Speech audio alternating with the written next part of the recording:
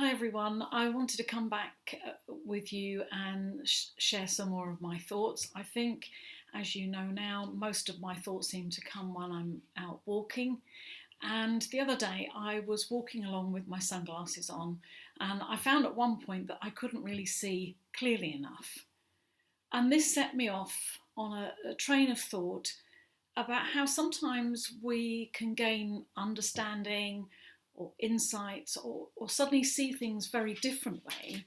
And this might be because of our experience over time or going through change or something happening to make us look again, to look back.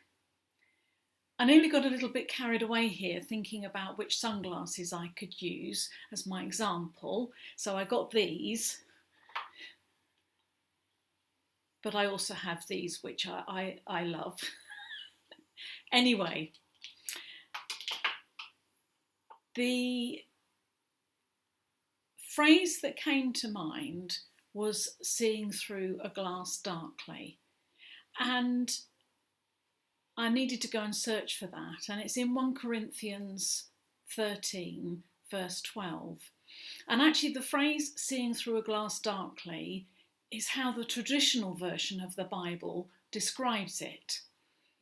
For now we see through a glass darkly, but then face to face.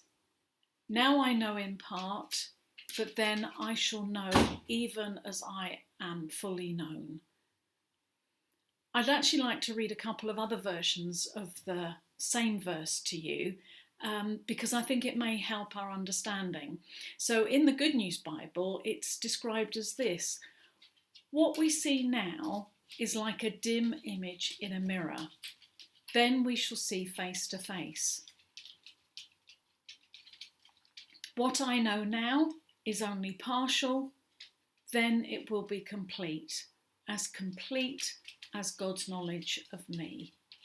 And in the Amplified Bible, it says this: for now, in this time of imperfection, we see in a mirror dimly, a blurred reflection, a riddle, an enigma. But then, when the time of perfection comes, we will see reality face to face. Now I know in part, just in fragments, but then I will know fully, just as I have been fully known by God. Now, most of us know that there's more to life than just flesh and blood, but often we don't have to think about it. Sometimes we may even wonder, is there more than life to this? But then there can be a moment where we look again, and that desire for something more in life is like a homing beacon on the inside. In the book of Ecclesiastes, which is in the Old Testament part of the Bible, there is this beautiful phrase: He has made everything beautiful in its time. He has also set eternity in the human heart. Like a homing beacon. A part of us is searching, asking, is there more? For those of us who know Jesus in our lives, he gives shape to the answers to that question.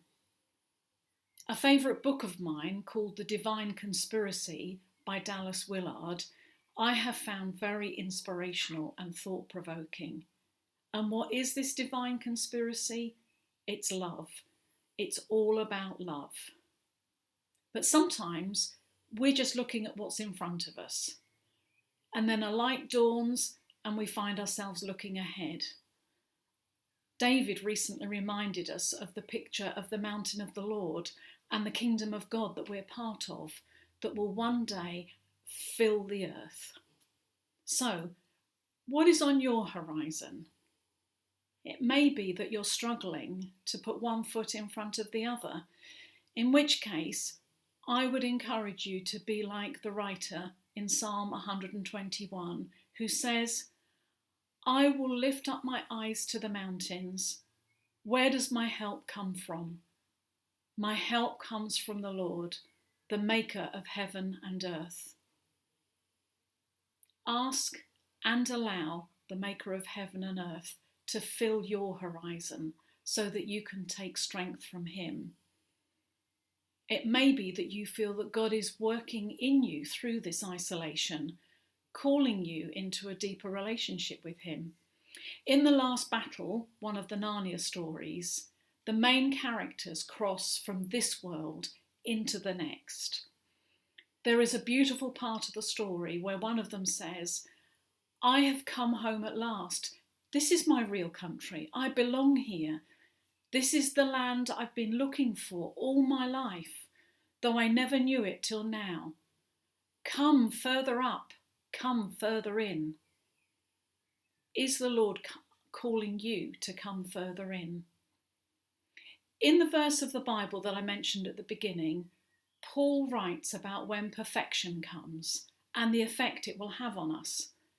We will know just as we are fully known. Now we see a glimpse of him.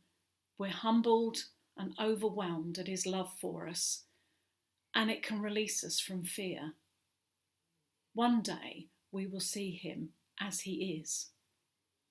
Sometimes, though, the idea that we can be fully known by another can be scary. We know what we're like, warts and all. We've all experienced love which has been conditional. But in God's plan, there is no fear in love, but perfect love drives out fear, because fear has to do with punishment. In God's plan, we do not need to fear punishment, but only embrace and receive his love. So, lift up your heads, look ahead in front of you, look again, and ask for Jesus to reveal more of himself to you along the way.